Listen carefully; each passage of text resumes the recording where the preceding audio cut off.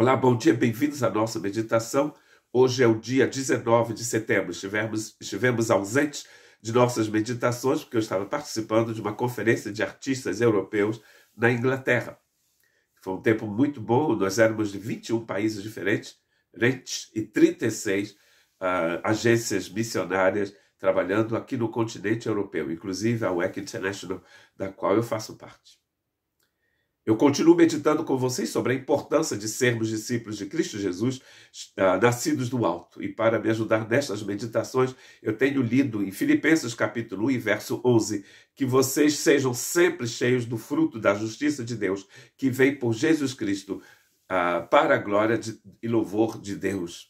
Cheios do fruto da justiça de Deus. Então estamos meditando sobre a palavra justiça no Novo Testamento.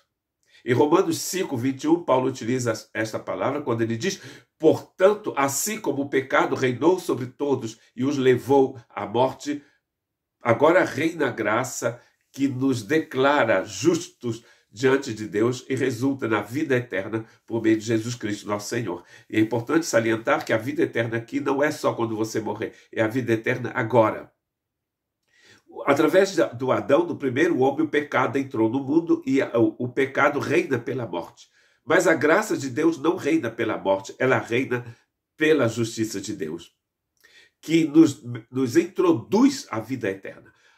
Esse assunto aqui, que Paulo começa no capítulo 5 e que ele continua no capítulo 6, é extremamente importante no livro de Romanos, porque Paulo vai dizer, tem muita gente então lá em Roma que estava dizendo, se eu pecar a graça se manifesta, eu continuo então pecando, porque a graça possa se manifestar ainda mais.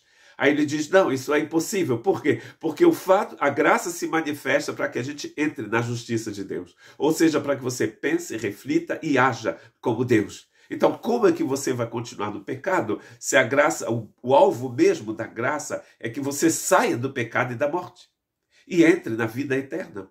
É o que Paulo explica em Tito capítulo 2, versos 11 e 12. Pois a graça de Jesus Cristo de Deus foi revelada a todos e trazendo salvação. Somos instruídos a abandonar o estilo de vida ímpio e os prazeres pecaminosos. Neste mundo perverso, devemos viver como sabedoria, justiça e devoção. Ou seja, quando a graça se manifesta, ela se manifesta para nos salvar e nos educar, é a palavra que Paulo utiliza, ou seja, nos guiar pelo caminho da justiça. Como que você vai continuar pecando para ser abençoado se o salário do pecado é a morte? Deus não abençoa ninguém que vive no pecado. Não tem como, porque o salário do pecado é a morte. A graça se manifestou para você sair do pecado. Como que você vai continuar nessa mentalidade? Como os romanos, na época em que Paulo escreveu a carta, estavam dizendo, eu vou continuar pecando, porque quando eu peco, a graça se manifesta. Mas a graça se manifesta para te tirar do pecado e da morte.